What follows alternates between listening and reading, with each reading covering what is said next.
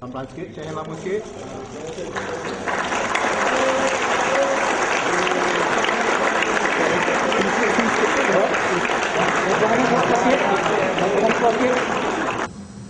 For the lubricant market, if you look at the size of Proton is a significant players in the market. I mean, they hold about more than 30%. Yeah. So the initial arrangement with Proton is we want to supply about 1.5 to 2 million liters of lubricant. But that numbers will grow as Proton grows internationally. And also as what we see in this collaboration, the biggest thing that we want to capture is actually the after-sales service. So the after-sales service, if you look at the market, with the collaboration that we have with Proton, what we will actually do is to support Proton in terms of both the technical development of the lubricant, but at the same time provide the support on the after-sales service. So with that, we see more of the market share will grow for both us and Proton. At the same time, in this collaboration, what we have is a level of profit sharing in some of the lubricants that we sell through the Proton network. We hope over the next few years to grow the total consumption to about 2 million liters a year. Well, I wouldn't say today is significant, but surely I think a lot of work will need to be done to raise the overall percentage of revenue on lubricant. Again, it is a market that is untapped. If you look at the UIO, it's 2.4 million, and by looking at revenue and turnover, it's very small. So we have to do as we expand our network, and improve our sales service in domestic, and surely with Sport Petronas, I think that revenue will continue to grow.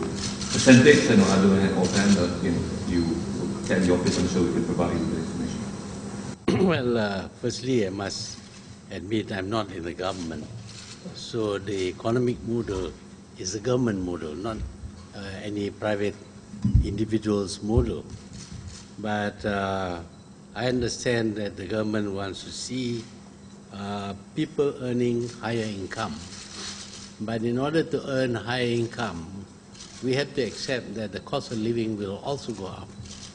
Without the cost of living going up, you cannot have higher income.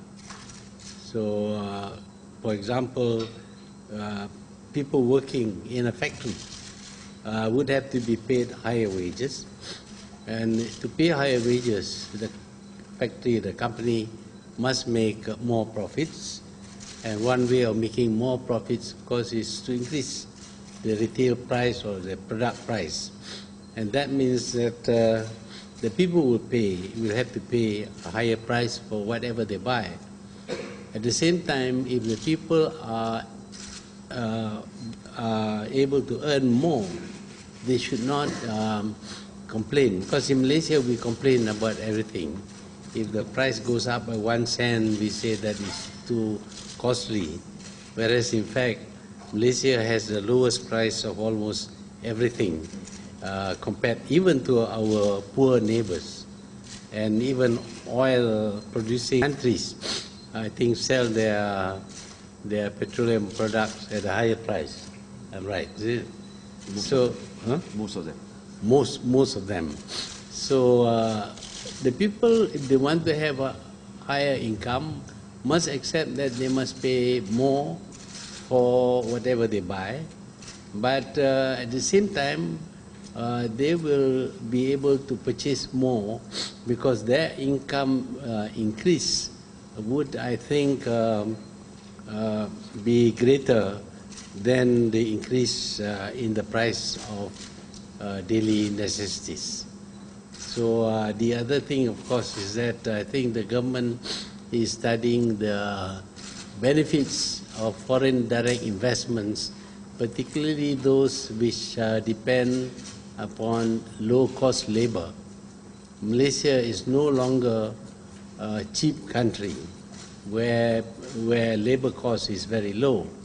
And we cannot compete with China, Vietnam, even with Thailand and Indonesia. So we have to pay our people higher wages anyhow. But if the government chooses the right industries with greater value added, then I think these industries would be able to pay higher wages.